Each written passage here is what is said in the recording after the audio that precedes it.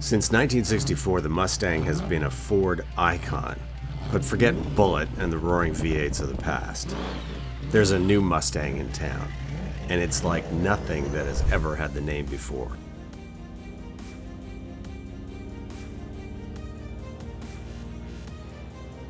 This is the all-electric Mustang Mach-E. So, how does it drive? What tech does it have built in? Just how easy is it to charge? Maybe not. And is it really a Mustang? So what we have here is actually the premier edition of the Mach-E. I do like this car. I think a lot of people are going to say, but it doesn't really look like much of a Mustang. It has a little slope over the haunches to give it a little bit more of an aggressive look, but a lot of cars have that. It's more of a compact SUV, really, in that crossover class. Even has front louvers like a sports car here that open and close depending on your speed and what it needs. Of course, the new grille, there isn't really one because it's an electric vehicle. And it has a lot of the little niceties you see on luxury cars and EVs now. There's not a big door handle. As you'll see, there's like a little wing here. To open the door, you just push a button and then it pops out and you grab the door handle like that. It's a little different.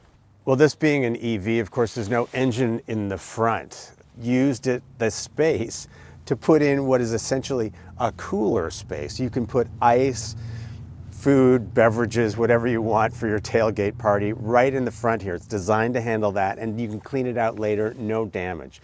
Odd feature, a little bit different.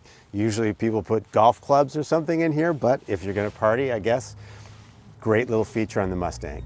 Gimmicks aside, there's a lot of technology on the Mustang that we like. You're carrying your groceries, I wave my foot under the rear and it'll automatically open up the hatch. But most of the tech here is to make your driving experience more enjoyable and safer. It even helps you park. Hold park button. Okay, this is weird. Park Assist mode uses radar and ultrasonic sensors to help with perpendicular and parallel parking. I missed the lanes. Come on, you can do better than that. Oh, so now it's going to straighten it out. I mean, it's pretty good. I don't know why it's wiggling like that. Oh, because he's trying to be... Oh! That's kind of interesting. It actually hit, didn't it just hit the curb? It did. What it is really good for, though, is if you're in a really tight spot, and it can help you there, but it needs a lot of work still, but you can see at least the general technology principle is there, right? So I'm driving along here. I like using all the adaptive safety systems that I can. I'm in adaptive cruise control right now. I like that, but I've also put the lane keep assist to its maximum level in this car, and I'm just not feeling it. I've let the car drift one side or the other, and it's not pulling me back into the center of the lane, and I feel like that could be better. I know some people don't like that, they find it distracting, but I find it can really save you. If you're distracted and you look away for a minute and you drift over into a lane, it should pull you back, but you can see the car just isn't doing that for me right now. So definitely needs some improvement there. The other is the driving modes. There are 3 different driving modes, and yes, you can select different things, but I'm used to having a lot more control over some of it. You do have propulsion sound that could go on the car on or off, but really, there's nothing that's going to make it sound like you have a V8 engine in the front. I mean, you're just not going to be able to turn it into Steve McQueen in Bullitt.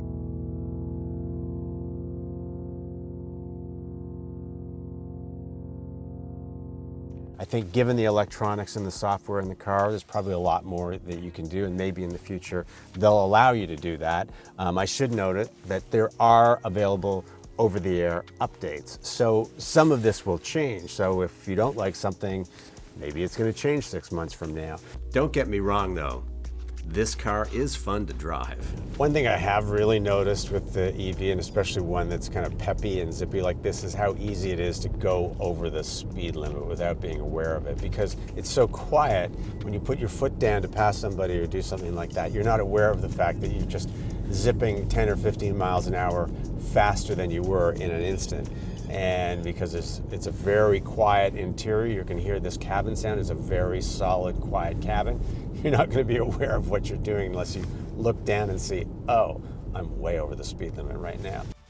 all-wheel drive car. It usually comes in rear-wheel drive, but this is an all-wheel drive version. It has two motors, front and back, to make it all-wheel drive. It also has the extended range battery in it, which means if it was just the rear-wheel drive, you'd get up to 300 miles on it. This one being all-wheel drive sucks a little bit more power, so about 270-mile range. In my testing, over several days, hundreds and hundreds of miles of driving, I'm actually averaging about 220 because I'm using the heat and I don't like to get cold, and the power and all sorts of other things. So I'm not trying to extend the range very much, but just practically speaking, that's what I've seen. But even with that kind of range on a long road trip, you're still going to have to stop and recharge to get back home. One issue people keep asking, can I charge on the road? Can I find a place? Well, we just came across a place where there was no cellular service, no Wi-Fi service, and therefore we couldn't find a charging station in the town we were in because there was simply no way to look it up right there. Fortunately, in the car, Ford already had charging stations in the in-dash system.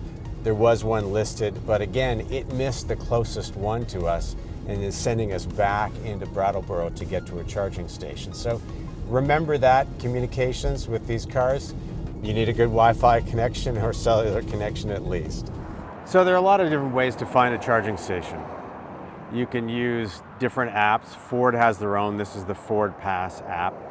I found it very reliable in terms of finding stations that were working, and then it should give us a list of the nearby chargers that it finds.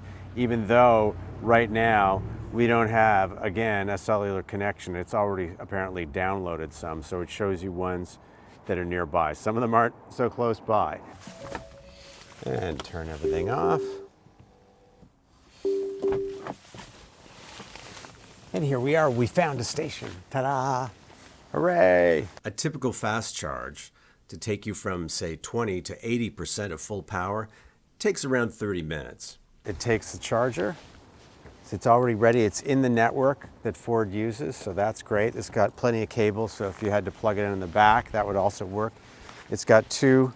That means it's a high-speed charger. It's got the top portion in this that you'll see. So you open that up and plug it in. And if everything's working right, and it is, you see it charging already. In addition to being an all-electric vehicle, the Mustang Mach-E has plenty of tech to make your life easier, even if there is some room for improvement. Just one question remains. So is it a Mustang? Well, not really, but it's a Mustang Mach-E, an all-electric version. Love driving it. A few little faults here and there, but hopefully giving you a good picture of why people are so keen on this new vehicle. For Smart Life, I'm John Quain.